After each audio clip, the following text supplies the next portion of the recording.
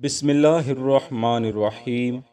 ایسی عورت جس نے اپنی عزت کو محفوظ رکھا، عصمت کو داغدار نہ ہونے دیا، عفت کو گدلا نہ ہونے دیا، اپنی آبرو کو اس طرح سنبھال کر رکھا جس طرح کوئی مالدار اپنی دولت کو چور ڈاکوؤں سے محفوظ رکھتا ہے، وہ عورت اللہ کی ولیہ ہے اور اللہ کریم کے ہاں اس عورت کا اعلیٰ مقام ہے۔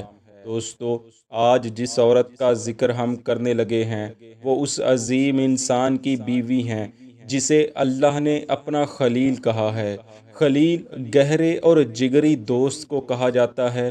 اللہ کے اس جگری دوست کا نام حضرت سیدنا ابراہیم علیہ السلام ہے، اور جن کا آج ہم واقعہ بیان کریں گے وہ ان کی زوجہ حضرت سیدہ سارہ سلام اللہ علیہا ہیں۔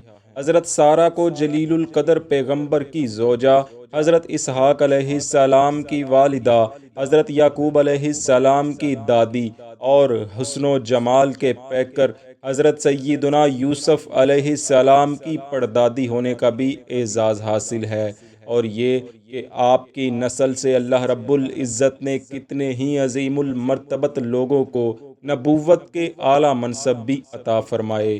آپ کو یہ شان بھی حاصل ہے کہ آپ مستجاب الدعوات تھیں، یعنی آپ اپنے رب کے حضور جو دعا فرماتی اللہ کی بارگاہ سے اسے شرف قبولیت سے نوازا جاتا، اور آپ سلام اللہ علیہا کی مراد پوری کی جاتی۔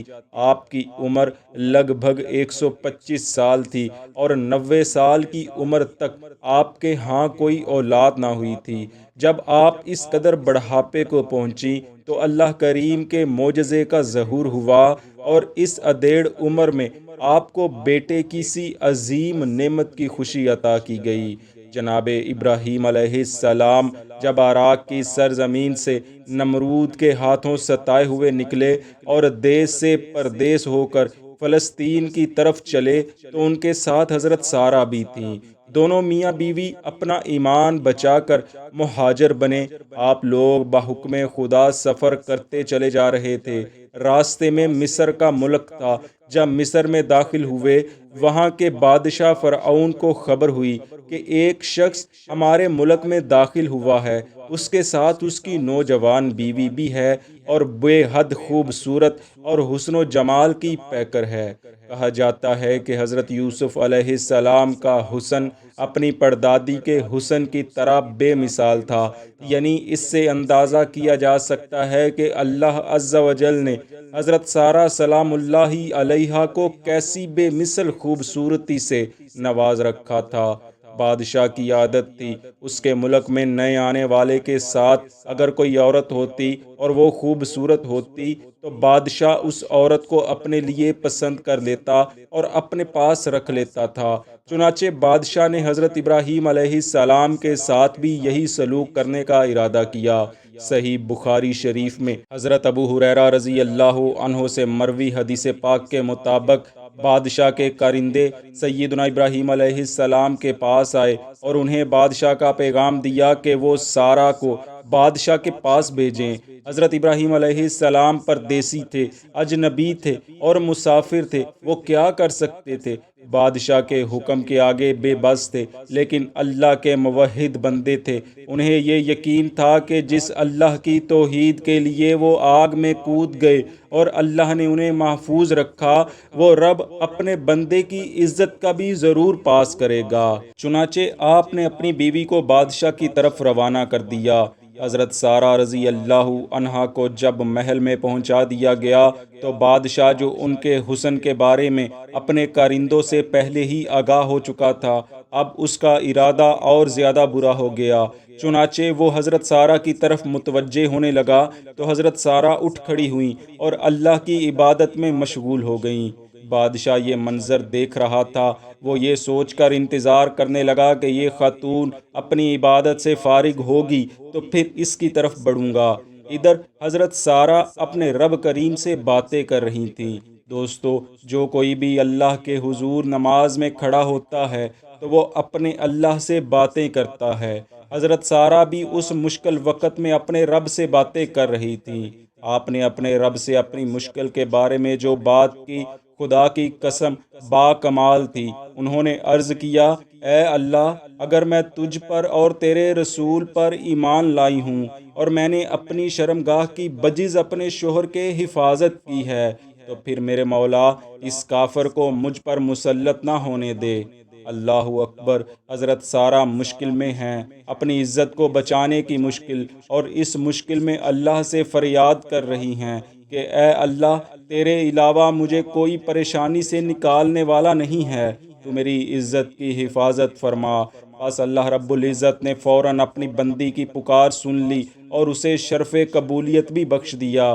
جیسے ہی حضرت سارہ نے نماز ختم کی تو وہ بدبخت بادشاہ اپنے تخت سے اٹھا اور حضرت سارہ کی طرف بڑھنے لگا۔ ابھی وہ قدرے قریب ہی ہوا تھا کہ بے ہوش ہو کر دھڑام سے محل کے فرش پر گر پڑا۔ اس کے منہ سے اس طرح کی آواز آ رہی تھی جیسے موٹے بھینسے کو ذبح کیا جائے تو غر غر کی آواز آتی ہے۔ بادشاہ کا بھی یہی حال تھا، منہ سے جھاگ بہہ رہی تھی اور اس کے پاؤں زمین سے رگڑے کھا رہے تھے، ٹانگیں چل رہی تھیں اور وہ تڑپ رہا تھا۔ صاف نظر آ رہا تھا کہ وہ اللہ کی گرفت میں ہے۔ وہ حضرت سارہ کو اپنی گرفت میں لینا چاہتا تھا، لیکن اللہ نے اس کو اپنے عذاب کی گرفت میں لے لیا۔ دوستو، جب کوئی اللہ کا بن جاتا ہے تو رب کریم اس کا بن جاتا ہے۔ حضرت سارہ سلام اللہ علیہا کا بھی یہی معاملہ تھا کہ آپ جو کہتی جاتی تھیں، عرش والا رب اسی طرح کرتا جاتا تھا۔ بادشاہ کو اس حالت میں تڑپتا دیکھا تو حضرت سارہ کو خیال آیا، اگر یہ بادشاہ اسی طرح مر گیا تو پھر کیا ہوگا؟ کہیں اس کے قتل کا الزام مجھ پہ نہ لگ جائے۔ چنانچہ یہ خیال آتے ہی آپ نے اپنے رب کے حضور فریاد کی، یا اللہ، اگر یہ مر گیا تو یہی کہا جائے گا اس عورت نے بادشاہ کو مار دیا ہے، لہٰذا تو اس کو ٹھیک کر دے۔ آپ کا یوں عرض کرنا تھا کہ بادشاہ اللہ کی گرفت سے آزاد ہو گیا۔ یہ اللہ ہی بہتر جانتا ہے کہ درمیان میں کتنا وقفہ تھا۔ یہ معاملہ چند منٹ کا تھا یا چند گھنٹوں کا یا آدھ دن کا۔ بہرحال بادشاہ کے ساتھ جو ہوا اسے بھلا کر دوبارہ وہ حضرت سارہ کی طرف لپکنے لگا۔ حضرت سارہ نے جب دیکھا کہ بادشاہ کو عقل نہیں آئی بلکہ اب پھر سرکشی پر آمادہ ہے، تو آپ نے دوبارہ پھر وہی دعا فرمائی اور بادشاہ ایک بار پھر نیچے گر گیا اور پہلے والی حرکت سے دوچار ہو گیا۔ حضرت سارہ نے دوبارہ اللہ کے حضور دعا کی اور بادشاہ پھر سے ٹھیک ہو گیا۔ گویا کہ اس وقت جیسا آپ کہتی جا رہی تھی ویسا ہی ہوتا جا رہا تھا۔ یہ معاملہ 2 بار ہوا یا 3 بار، اس میں اختلاف ہے۔ مختصر یہ کہ اس کے بعد بادشاہ اپنی حرکت سے باز آ گیا اور باہر نکل کر اپنے کرندوں کو کہنے لگا، یہ عورت جو تم میرے پاس لائے ہو یہ جنات میں سے کوئی جن عورت تھی، اسے واپس اسی جگہ چھوڑ آؤ۔ پھر حکم دیا کہ یہ جو ساتھ لڑکی ہے جسے حضرت سیدہ ہاجرہ سلام اللہ علیہا کہتے ہیں، اسے بھی اس خاتون کے سپرد کر دو، وہ اسے اپنے ساتھ لے جائے۔ دوستو، کیسے اللہ تعالیٰ نے اس بادشاہ کے دل میں خود ڈالا۔ وہ بادشاہ جو حضرت سارہ کے حسن میں گرفتار ہو کر انہیں اپنے پاس رکھنا چاہتا تھا، اب وہ اپنی خادمہ لڑکی کو حضرت سارہ کے سپرد کر رہا تھا۔ حضرت سارہ اس لڑکی کو لے کر حضرت ابراہیم علیہ السلام کے پاس پہنچی، جو پریشانی کے حالت میں کھڑے دیکھ رہے تھے۔ آپ نے ان دونوں کو آتے دیکھا تو خوش ہو گئے اور حیرانگی سے پوچھا، یہ لڑکی کون ہے؟ حضرت سارہ نے مسکرا کر جواب دیا، جناب نے محسوس نہیں کیا کہ اللہ نے کافر کو اوندے منہ پٹخ کے رکھ دیا اور خدمت کے لیے یہ لڑکی بھی عطا کر دی؟ سبحان اللہ! یقیناً اللہ ہی اپنے بندوں کے لیے کافی ہے۔ دوستو، حضرت عبداللہ بن عباس سے روایت ہے، ایک بار حضرت سارہ اور حضرت ہاجرہ میں کچھ چپکلش ہو گئی۔ حضرت سارہ نے قسم کھائی کہ مجھے اگر قابو ملا تو میں حضرت ہاجرہ کا کوئی عضو کاٹوں گی۔ اللہ نے جبرائیل علیہ السلام کو حضرت ابراہیم خلیل اللہ کی خدمت میں بھیجا کہ ان دونوں میں صلح کروا دیں۔ اس پر حضرت سارہ نے عرض کیا، یعنی میری قسم کا کیا ہیلہ ہوگا؟ تو حضرت ابراہیم خلیل اللہ پر وحی نازل کی گئی کہ حضرت سارہ کو حکم دیں کہ وہ حضرت ہاجرہ کے کان چھید دیں۔ بس اسی وقت سے عورتوں کے کان چھیدنے کا رواج پڑا، اور اس سے پہلے تک کسی عورت نے کان نہ چھدوائے تھے۔ رب تعالیٰ کی بارگاہ میں دعا ہے کہ وہ اپنے مقربین کے ذکر خیر کو اپنی بارگاہ میں قبول فرمائے اور ہمیں اس پر اجر عظیم عطا فرمائے۔ آمین۔